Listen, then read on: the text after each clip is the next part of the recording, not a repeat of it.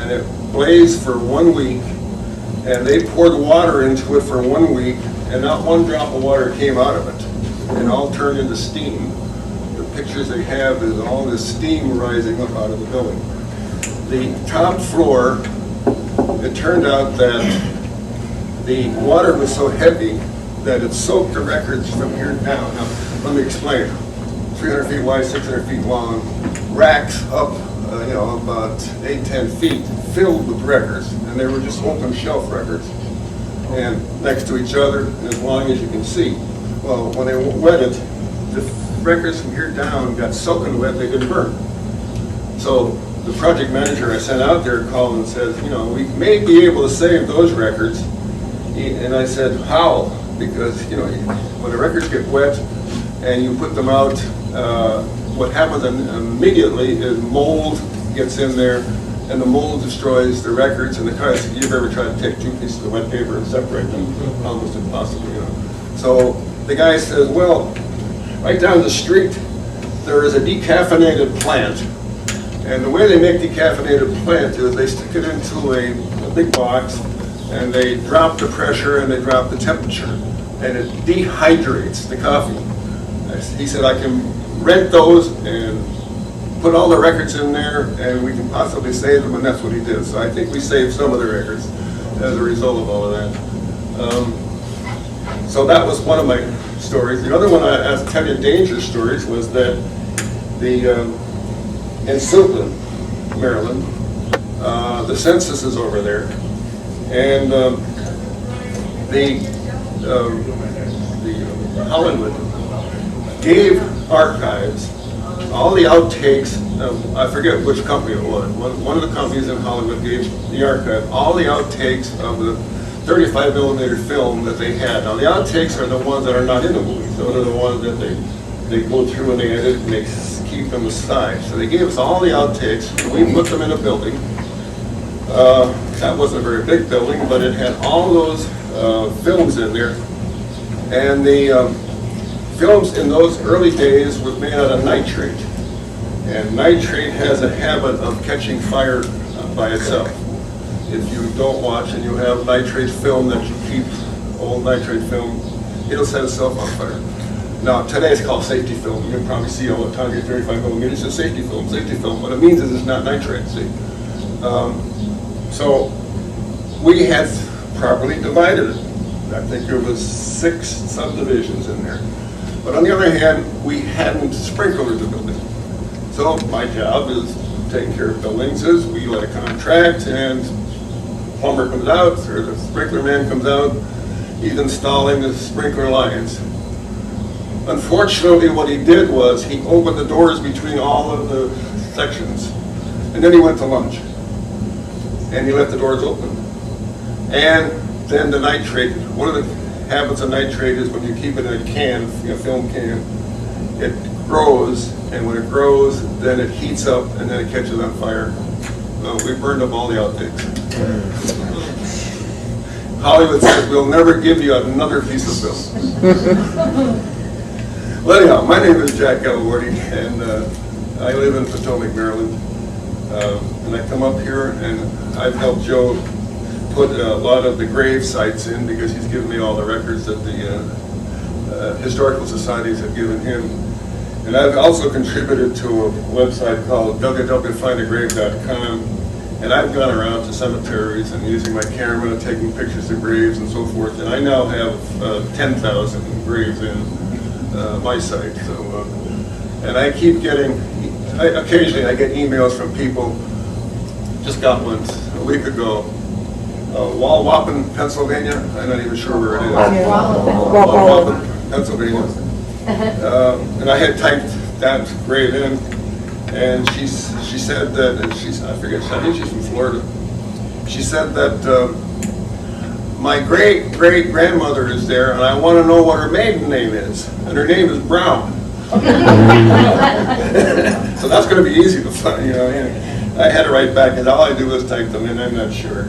I said I suggest, and I sent a note to Joe to see if he could help. And I also said, why don't you go to the historical societies down there?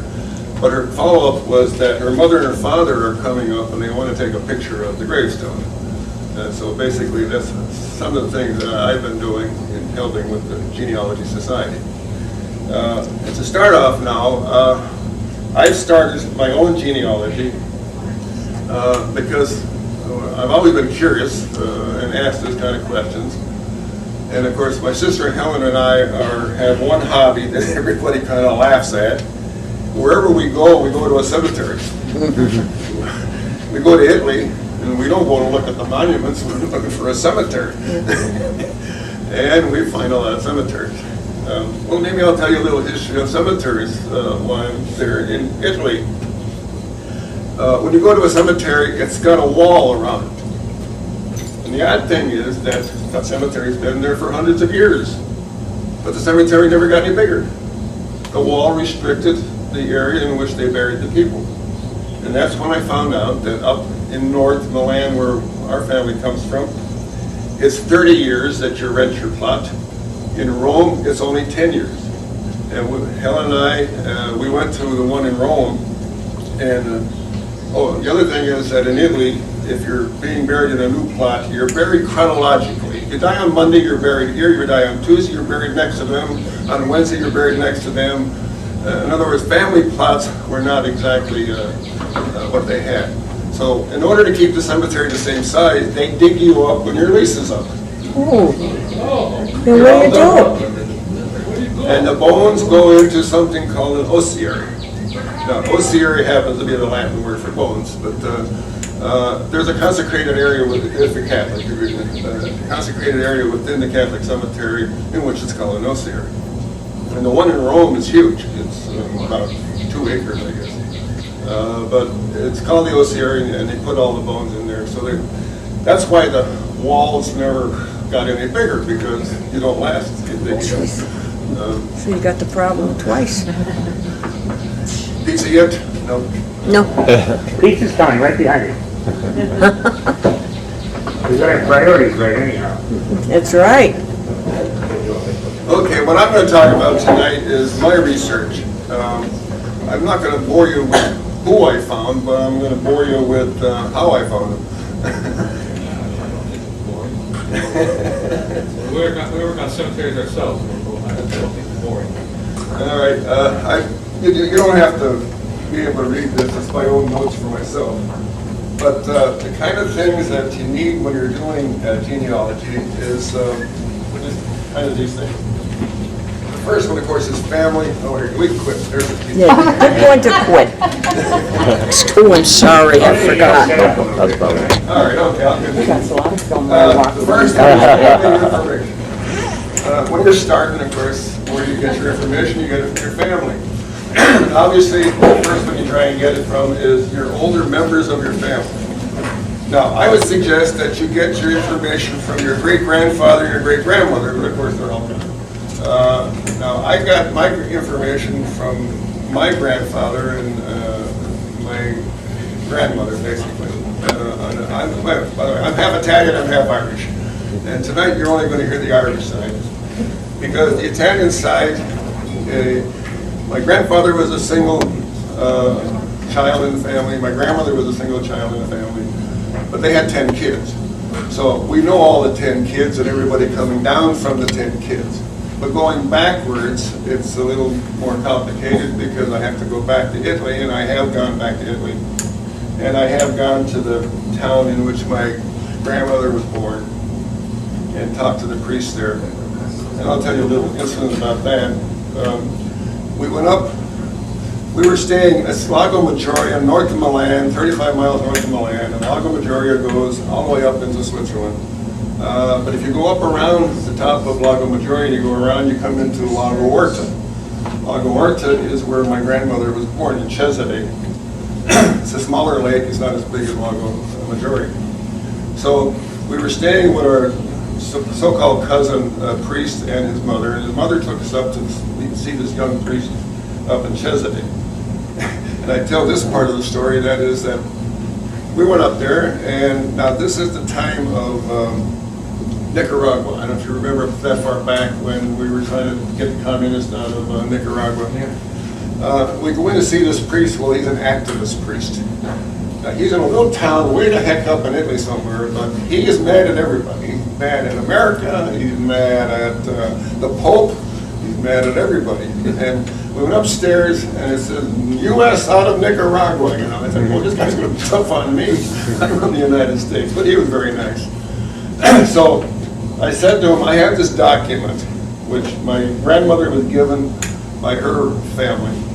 And it said that this is the likeness of the tombstone of your mother who was buried in the province of Navarra in the town of Cesare, and there was a tombstone. And so I said, this is what I'm looking for, the parents of my grandmother. And he walks over and he opens up this shiffer room, and in it is a whole bunch of books. And he said, well, up to date. And he goes, pulls it out, picks it over, puts it down, opens it up, and he goes, oh, there it is. I said, oh, have you got my grandmother's mother's death? Here it is. Have you got my grandmother's father and mother? Because now, let me explain. In Italy, I don't think they were too good at keeping records. I think most of it went to, of course, the priests and so forth. And these records were pre-printed forms that the priest had to fill out. And this is back in now 1870, I'm talking. A pre-printed form that they filled out. You know, on this day came this person with this baby and name and godmother and godfather and the whole thing. He filled in the blanks. I said, Italians don't do that. They just write it out. And then I realized I'm going to say that when you do genealogy, you begin to get into history. Now, that got me into history. The history is that part of Italy belonged to the Austrian-Hungarian Empire until 1870.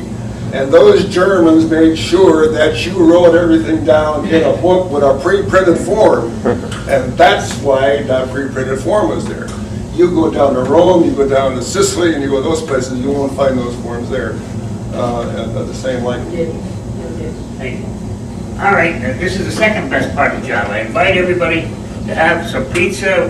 We try to get a pizza place all the time to donate some pizza. The chains are tough, and he's the one that's donated the pizza. Church was bought by Bishop Hoban from his grandmother.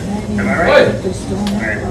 And now he's a member of our society. But when he was a youngster in high school, I guess, you were assistant janitor, is that? I'll tell the story. Okay, tell the story, and thank you all. I'm just trying to say what a small world it is. And the pizza is good, isn't it? Have more. I was home one day, and my grandmother looked out the window, and there was some guy in a long black frock walking up. I have to say, the Galuardo house there were two lots. One on the corner was empty, and then that next is where our house was. Called it the White House because it's bigger than So, look out the window, and there's some guy in a frock walking up and back. And we have a fence around everything. And what the hell's that guy doing in our yard, you know? Everybody's gonna knock on the door. Bishop, I want you to donate that lot. Well, my grandmother ain't about to donate that lot. You know? I don't think they paid very much for it, but that lot then became where the church and where the Genealogy Society is now. And during the period of construction, there was a lot of volunteer work and labor that went into it. I remember helping the guy who did the stained glass windows in there. I was just monkeying around over there, and he said, here, come on, do it. You know, he showed me how to solder and stuff. So some of the stained windows in there I soldered. Then the other thing was that they needed to connect the building to the sewer line. And so the guys dug the hole down to the sewer line. Today, OSHA would be there and put us all in jail for what we did, because we're down in the thing is up here, we're digging down that deep. And it was my father, myself, my Uncle Mariano, I think, and my Uncle John May, and a couple other people. And so we're down there digging, and I remember my father broke open the line to make the connection. But about that time, Father Boyd comes walking by, and he says, oh, you're doing a great job, Jack. Thank you, Father. He says, when I die, I'm going to leave you my shoes. Well, thank you, Father. Well, went away, I forgot about the thing. And about 5-10 years ago, I went up to the rectory, and I went in there, and just to pull something out of the secretary, I said, I'm here because Father Boyd said he was putting me in his will, and he was going to give me the shoes. Where are they? Well, it was just a big joke, of course. So we worked on that church, and then I became the janitor, 50%. My grandfather, who lived right next door there, became 50% janitor. And of course, we didn't clean the church, the women cleaned the altar and that sort of stuff, but we did the opening, the closing, watching the stove, the furnace downstairs, and making sure that the coal was burning properly. So I hated to get up early in the morning, but my grandfather is up at 4 o'clock in the morning, so he would open the church at before the first Mass. And in the winter time, we went over there, and the ladies are standing outside, and they're yakking. And so my grandfather said, oh, it's cold out there, they should be inside the church. So he decided, well, he's going to open the church a half hour early. So he opens it a half hour early, and the ladies are still outside yakking. And so he finally came to the conclusion, in a Catholic church, you don't talk inside the church. So they could only talk outside the church, see?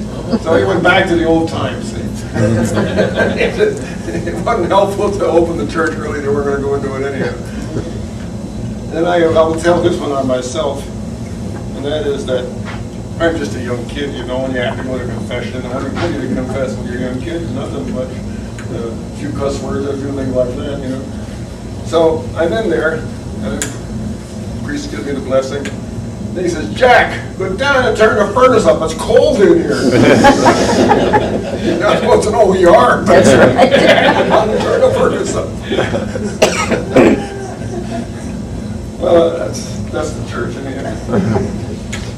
All right, let me get on what I did to research my family. And of course, I say what you should do is talk to the older members. And of course, it would have been best if you had started, 30, 40 years ago, because many of the people you should have talked to have died, because in my case, in our family. But I did talk to some of them and got a few kinds of information from them. But I'm sure you're also familiar with the fact that the old-timers wouldn't talk much. They wouldn't tell you an awful lot of stuff. Even if you asked pointed questions, they sort of didn't want to tell you about things. And because now as I went through some of this stuff, I discovered a lot of things that they should have been telling you. I really, at this point, wish that I had one day with my grandfather, who died in 1952. Knowing what I know now, of course, at the time in 1952, I didn't know very much. I couldn't ask him very many questions. Now, my grandfather, and I'm not going to talk only about my Irish side, my mother's side. As I said, on my father's side, there were only one in each of the family. I've gone back to Italy and looked up some of the family that's over there. But everybody else is here, and I know them. I got that from the extended family information. And so you should get that. The other thing is oral memories. Most people of old time didn't write stuff down. There is one exception, and it's in my family, and that's my grandfather, who we call him Pa, not Grandpa, but Pa.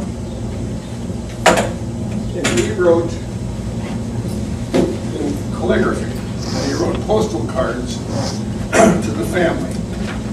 So he wrote in a kind of a calligraphy thing. Most people don't write calligraphy, but he did.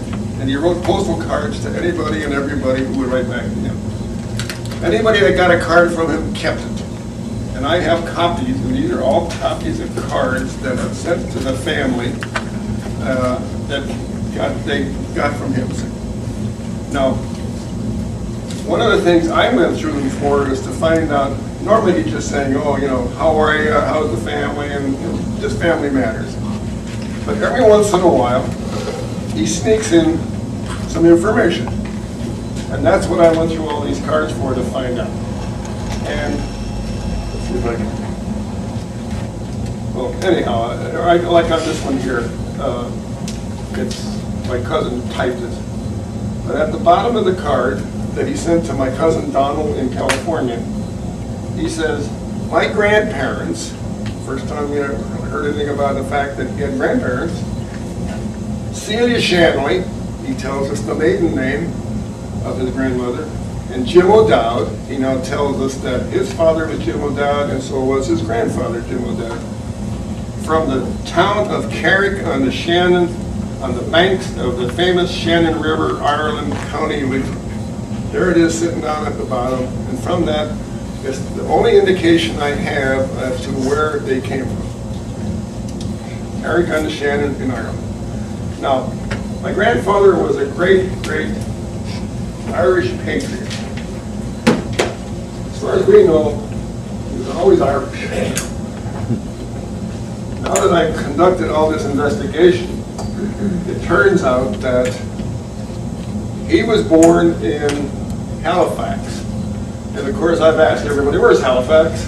Everybody tells me Nova Scotia. Nova Scotia. Sure, it's Nova Scotia. And even the family, when there's a death certificate, where was your father and mother, where was your father born? Halifax, Nova Scotia. Everybody writes Halifax, Nova Scotia. So, my grandfather did say something orally to me that was, he was 9 years old when he came from here, and he came from Manchester, England, I think. No, he came from Halifax, at one time. He always said he was Halifax. But he never said England. He just said Halifax. So we all presumed that he came from Nova Scotia. It caused me to do some research up in Nova Scotia, trying to find out, was he there, you know. Turns out, no, it was Halifax, England. And so he was born in Halifax, England. And his father was born also in England, I found out, not Ireland, but his grandfather and grandmother came from Ireland to England. Now, that leads you to history. The Irish famine occurred in 1848, 49, 50. So I figured, well, they must have been sent over by the famine, you know? They came ahead of that. They came in 1836. And the reason they went there was that England was having the Industrial Revolution at that point. Cotton was the big thing, wool was the big thing, and mills were the big thing. And in England, there were needed much employment from people to work in the mills. And that basically is what took them from Ireland to England. They worked in the mills. Now, what you have to learn history-wise also is that, well, how did they run mills? They didn't have electricity. Electricity didn't come until Edison brought it, you know, in almost 1900. Well, they had canals. They built all kinds of canals in England in order to have the water flow and run the water wheels in order to run the machines. And then the guy up in Scotland invented the steam engine. I forget his name now, but remember, the guy in Scotland invented it. And so I see in going into the internet that half the machines were water driven and half were steam driven. Then that gets you to, well, what do you need to run a steam engine? You need coal. So there were coal mines in that part of England where they came from. Now, I don't think they worked in the coal mines over there, but when they came here, that's where they went to work, in the coal mines in German Pennsylvania. And that's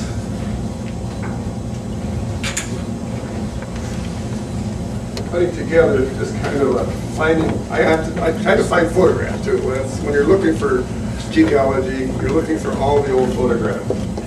That's my grandfather. That's his mother, Catherine Clark O'Dowd. And that's his sisters. They had, I think, 8 in the family.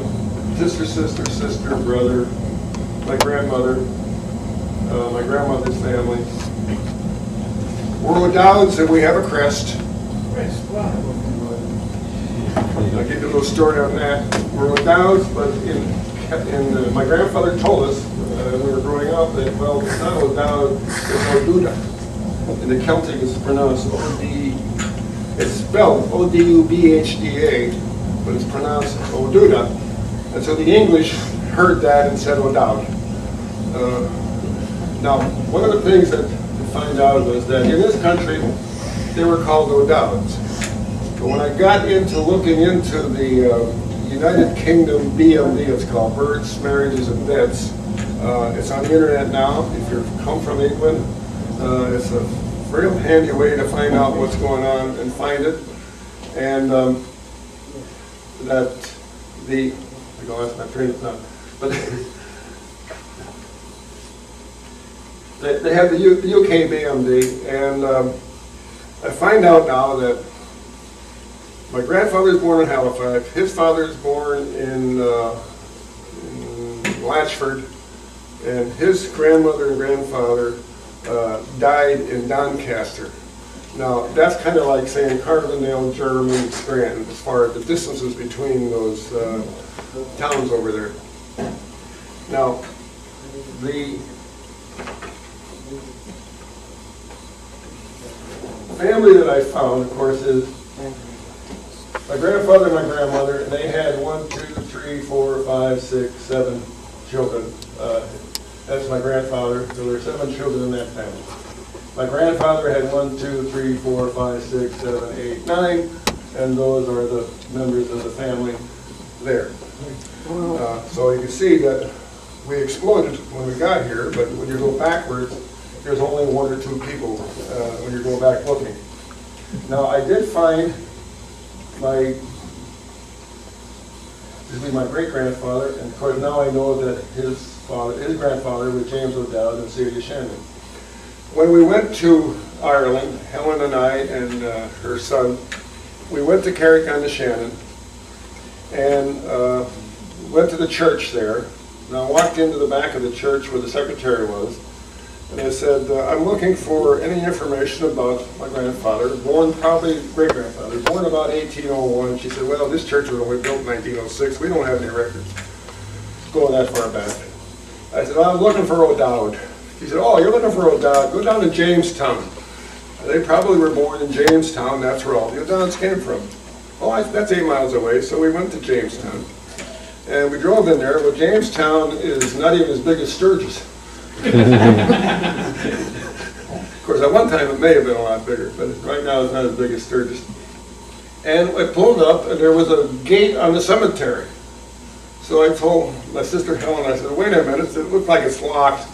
There's a tavern there. I'll go into the tavern and ask him if we can get into the cemetery. Well, I walk into the cemetery 11 o'clock in the morning, and they're all drinking in there. They're good Irish when they're drinking beer. And so I see these 2 old guys at the bar, and they say, can I get into the cemetery? The guy looks at me and he says, no. What do you mean, no? He said, well, he ain't dead yet. As I'm looking for James O'Dowd. He said, well, you're looking for James O'Dowd, go into the house right outside the cemetery. That's where James O'Dowd lives. So by the time I got back to the cemetery, Helen and Jim, her son, were in the cemetery. And we're looking around. Now, the stones are 1900 and later. Earlier stones, I don't see any there. But there's O'Dowd, James O'Dowd, Shanleys, and everything else.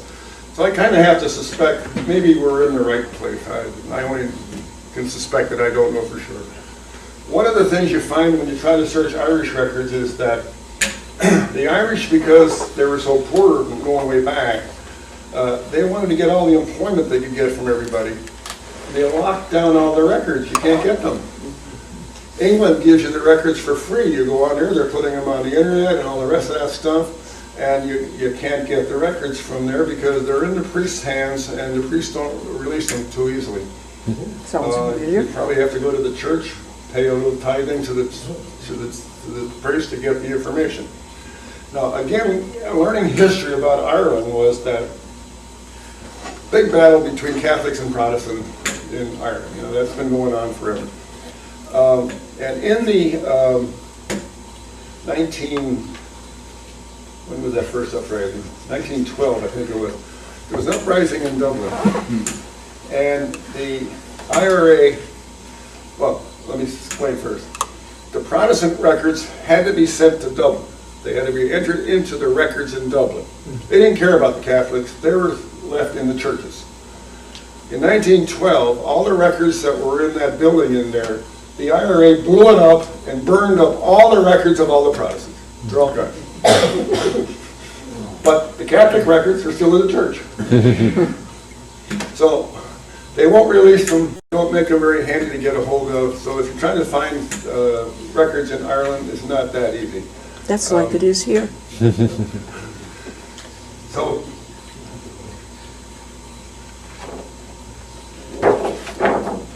okay, what you get your information from is old letters. Now, I saw you what my grandfather gave us, and he also had some old letters from people that wrote to him, and he saved them.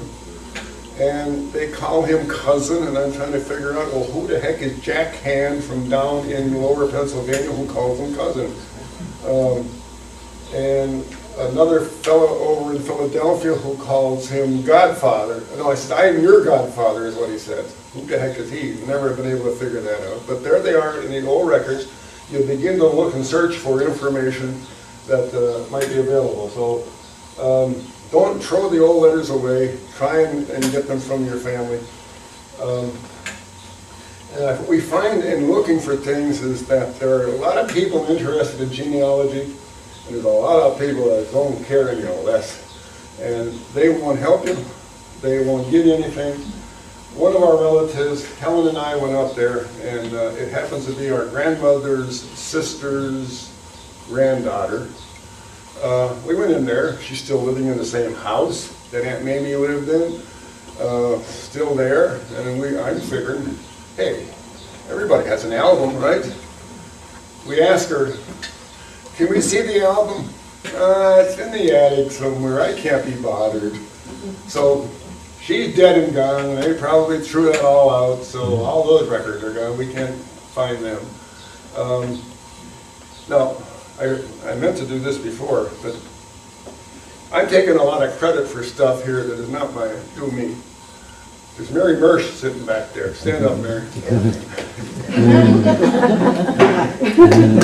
She's my cousin, my second cousin, I think. She did all the work because she lives here, and she's gone to the funeral records, go find the funeral director. If he still has all the records there, you will find in those records an awful lot of information because they will name who their father and their mother was, if you don't know it. You know all the pallbearers, and oftentimes the pallbearers are members of the family, the extended family. So the funeral records are pretty good for that sort. You can't believe them all because when they buried them, they said my grandfather came from Halifax, Nova Scotia. And he did. Ship records. You can get that off the internet. And we did find, Mary found the ship records of the Clarks. As I showed you, that lady up there who was Catherine Clark was my grandfather's mother. And the Clarks I got now identified over here. And they come off the ship's record because she found the ship record with all the names of everybody on there. They all settled in Germany. Now, the Clarks came in 1873. And now, Catherine Clark is one of their family, but she didn't come with them because she's married to my great-grandmother. And the O'Dowds didn't come until 1883. Mystery. Why did Catherine Clark remain behind? The O'Dowds remained behind when the Clarks came here. Well, I did find, I can find the record, but I was able to, under the UK BMD records, find the names of my grandfather, grandmother, great-great-grandfather, and grandmother, and I found the record. But I was able to write to them and say, send me the birth certificate of my grandfather, send me the marriage certificate of his father and mother, send me the death certificate of his grandfather and his grandmother, and I have all of those, and those are certified documents, just like you get from the Pennsylvania here, that's certified that they're real documents. Now, they cost about $12 a piece, but, and the real thing you have to figure out is that the real one, because they won't help you. They won't let you look at what's inside that document. You have to just send for it and take a risk if you're getting the right one. But I have all those documents now from over there. Now, the Clarks I have to tell you a story about them. They came in 1873, and they settled in Germany. They were in the coal mines, I guess. But the family story orally is that two of them, I think it was Edward and Thomas, and it may have been Edward and Thomas. There was a gold mine strike on, and they went west. And I'm saying, they got here in 1870. The gold mine in California is 1848. What the heck? How did they go to the gold mine? Well, there was a gold mine strike in the Black Hills of South Dakota. Yeah. And that's where they were going. And they went out west, and they were supposed to work in the coal mines, but Eddie Dokulovich said, my grandfather told him, well, they didn't get to the gold mines. They stopped, they got to a farm, they raised chickens and eggs, and they sold that stuff to the people that were going to the gold mines. So, who knows? In any event, they starved out, they came back to Germany, and they settled back in East Germany, and everybody laughed at them. Ha, ha, ha, you went out to get rich in the gold mines, and here you are, poor as a church mouse back here. So they call the area Nebraska. And what's it called today? That's the Nebraska section of Archibald. And it's named after the Clark family, because they were laughing at them. Not giving them kudos for having gone out there and come back, but then that Nebraska name comes from our Clark family.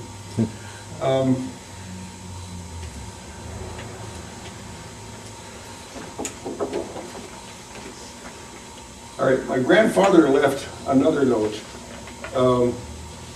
which is, and I can quote it from memory, that my father was a Fenian. He soldiered on the Curragh Kildare. He lost an eye in the 1867 uprising. He was imprisoned in Dublin Castle, and he escaped to Canada in the 70s. Now, he wrote that on the bottom of a page of a historical book about those people over there.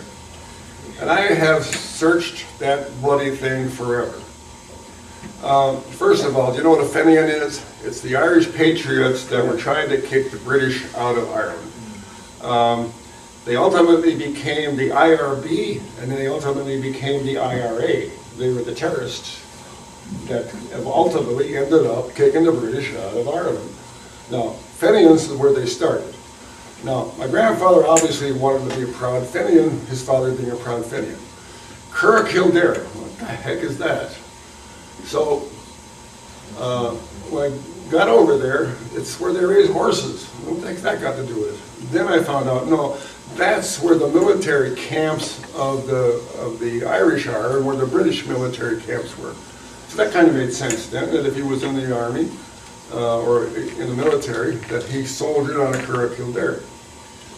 Lost an eye. Can't quite get that down, except that it leads me to the next part. In the 1867 uprising, well, so I start searching. Yeah, there was an 1867 uprising. The British came over and beat the heck out of all of the Irish that uprised in 1867. Now, there was another uprising earlier, 1798. That was a very serious one because it was called the Year of the French. And if you get a book out that's written, it's called the Year of the French.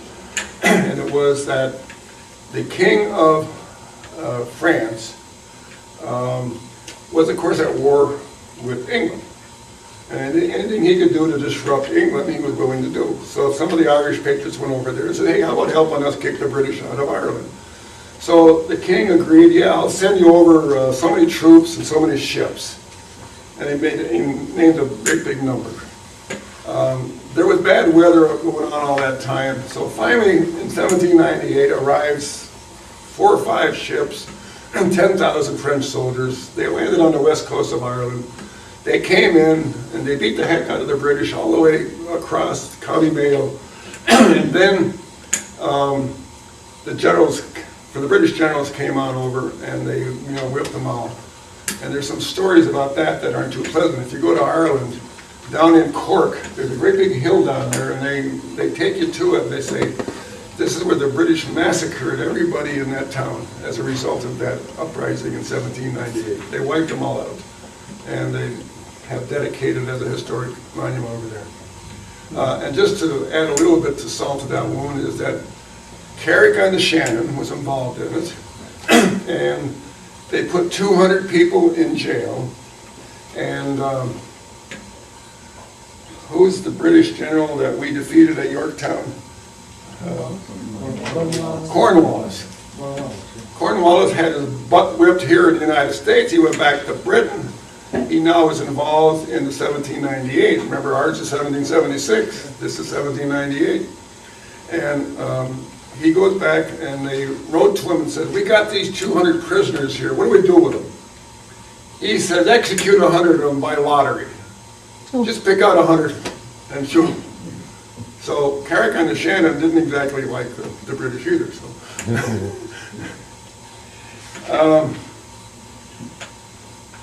Now, in the United States, at the time of 1867, we had just finished the Confederate War, right?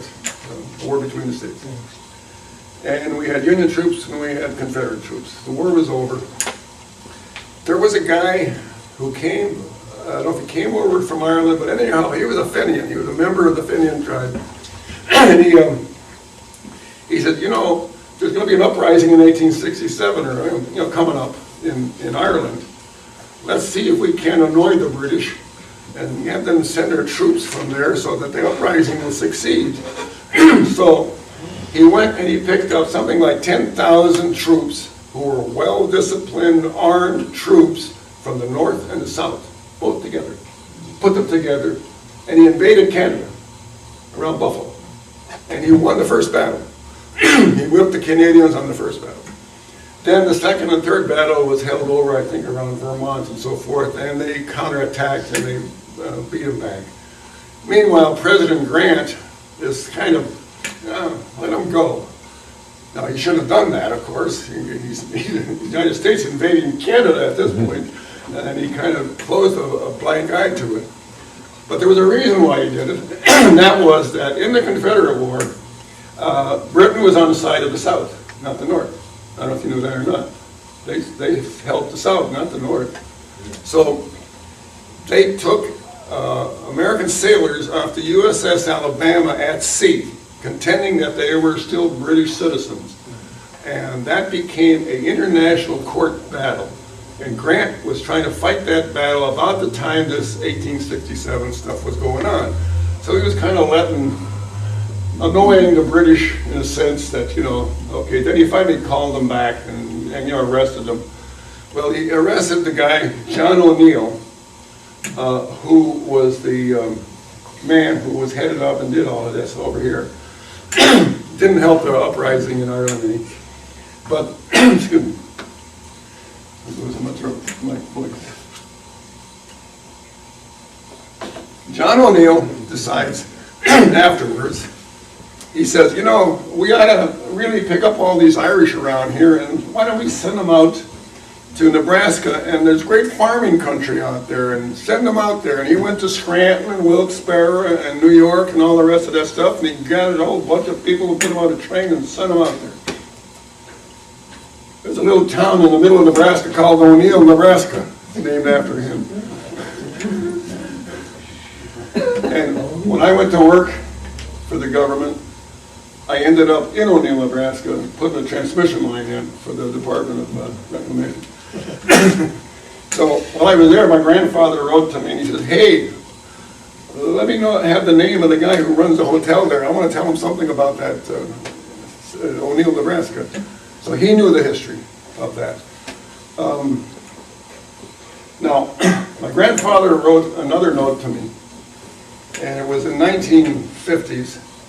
Excuse me, I was out of school. I'm back from Wyoming, and I'm up, and we're going swimming in Chapman Lake. My sister and Bags, and Gino Prosciutti and Betty, and I learned to swim in Chapman Lake, right, as a kid. And there's a dock out there. Well, a dock is where you bring boats in, right? So the water's deep right there. And there's a guy standing in the water, and his water's up to here on him. Well, I run out to the end of the dock, and I'm flying through the air, and Gino Prosciutti yelled, "It's shallow!" As I'm halfway down, I corrected myself, and I think I would have broken my neck. And I hit the bottom, and I scraped my face all the way down to here. And I still have the dirt in my face here. I was bleeding all over. They had to take me to the doctor. Well, anyhow, my grandfather writes me a card. He says, "Oh, you did that, huh?" He said, "It reminds me of what happened to me," himself. He said, "When I was just a young man, I was playing around and I was hanging from a trapeze by my legs. The trapeze broke, I fell on my head, I hurt my neck, it still hurts." He said, "But I was very embarrassed," he said, "because your great-grand-uncle Jim was standing there, and he was an old shellback in the time of the steam and the sails. He never came back. He lost his life at the Cape of Good Hope. Oh boy, I'm now going to find my great-grand-uncle Jim. I can't find a great-grand-uncle Jim. I don't know who he is. But what I did do was, since I'm in Washington, D.C., I go down to the Naval History Center, and I say I'm looking for a ship that got lost off of the Cape of Good Hope down in South Africa. And I searched and searched. There was a ship, he did say, at the time of the Boer War. The Boer War was about 1892, if I remember. And so I'm looking for it. There were two ships that the Navy had that sailed down towards South Africa, but they went out to Guam, and they sank there in a big storm. I said, well, maybe he was on there. But luckily, I was able to access it by way of the computer and find out all the people that lost their lives. No one on that board ship but had our family name. So one of the things I have to say is you can't believe everything your relatives tell you.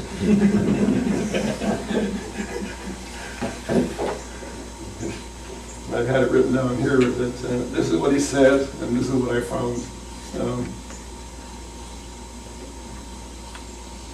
Basically, everything I've told you right now is exactly the same.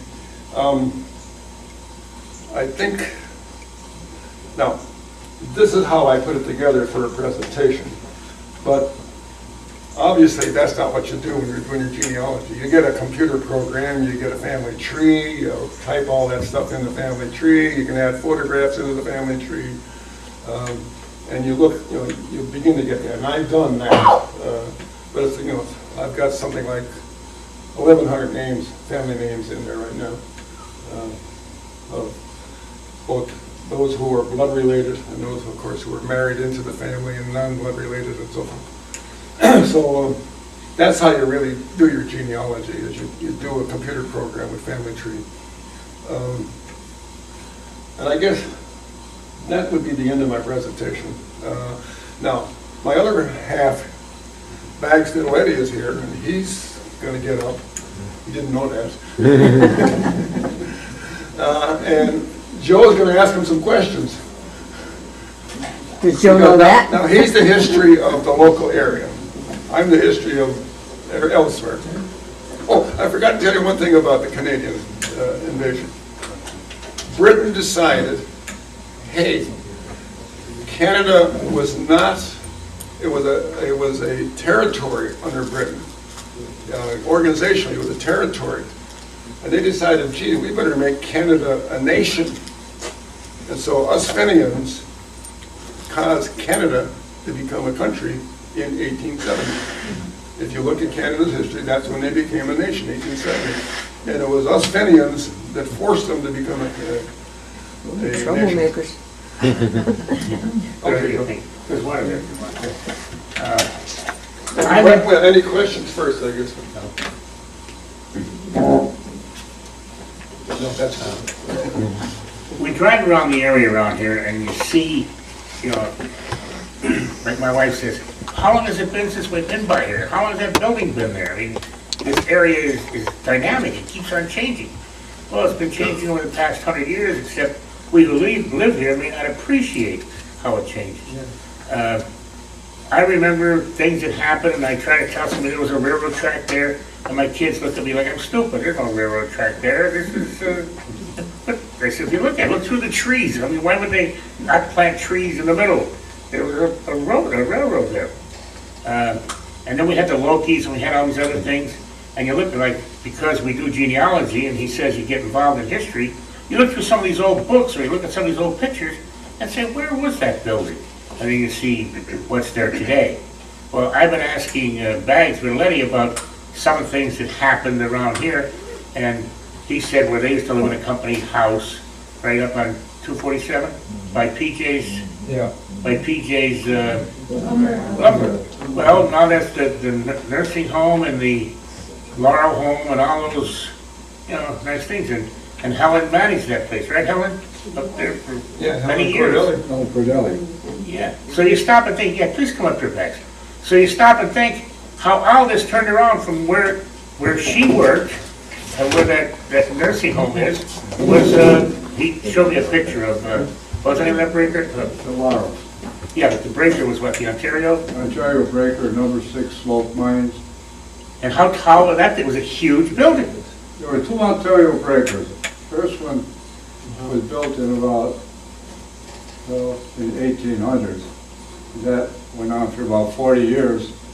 It caught on fire, I think, when they rebuilt another Ontario breaker on a smaller scale. But that's right across from Peaches. Yeah, the railroad track came across the road from PJ's, went to the Ontario breaker. Alongside the Ontario breaker was a little mine called number 6 mines. And by the way, I'm Bags Vitaletti. They call me Bags, it all happened at that mines that the number 6 mine. Yeah. Had rock dumped there. And it was during Depression days that 3 brothers, 2 of them were older than I am, went to pick our coal. We had burlap bags with the potato sacks, remember in the old days? Filled it up, and the coal was coming pretty good from the rock cars coming out of the mines. They were throwing them down on the bottom of the rock dump, putting them in the bags.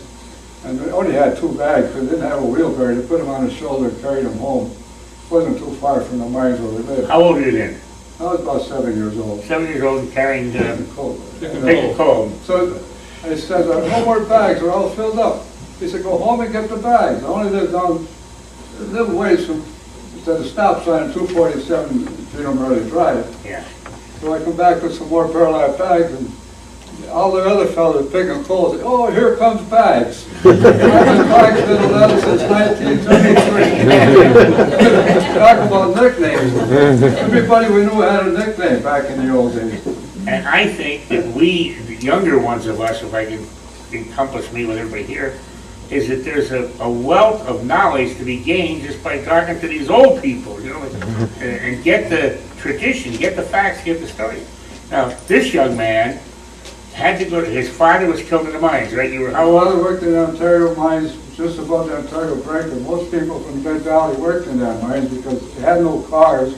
They all walked, and it wasn't just to the top of the, up at Route 6. Below Route 6, where they built that Pentecostal church, right there was the slope, the Ontario mines. And they had company homes there. They had a mule barn. The mules went down the mines. They carried the cars out of the mines up to the rock dump. People that worked in the mines owed their life to the company store. They had a company store down the road a piece. They bought all their supplies there. They lived in company homes. They planted their own garden, all black homes. And they went to school from there all the way down to Lincoln School, Peckville. They walked back and forth.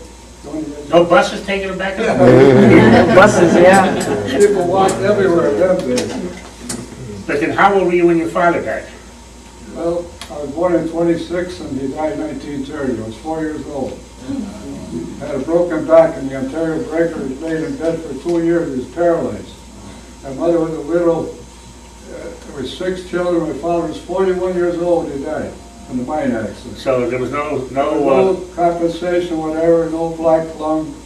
You had a garden, you had chickens, you had a goat, you planted a garden, you canned everything, you raised, you made wine, and the old Italian tradition made their capicolas, their prosciutto, they baked their own bread. It's like they brought back from the old country, they use it in this country when they, So then you're 3 or 4 or 5 years old picking coal, but how did your mother survive? How many children? well, troops that we had boarders besides, and the boarders were paying the rent. You know how much their rent was for boarding? $1 a day. $30 a month. As immigrants came from Italy or Poland, wherever, they went boarding, they weren't married, they came here to make money. Yeah, to feed them. $30 a month. That was 4 Three years. boarders, you had to wash their clothes, have 3 meals a day, make their bed, give them a room. For a It's dollar. really cheap, they For a make dollar. less money on $1 a day. So then, I'm just picking on one, but he's symbolic of all of our grandparents and great-grandparents. Back in the 30s, I'm Yeah, they had it tough, I mean, there was no money, it was tough. You had So- no radio, you so- had no, But kind of, didn't you need money for something? I mean, they had to buy something. you went to the barber shop, tell them I'll pay them next week. You went to the candy store, penny worth of this, a penny worth of that.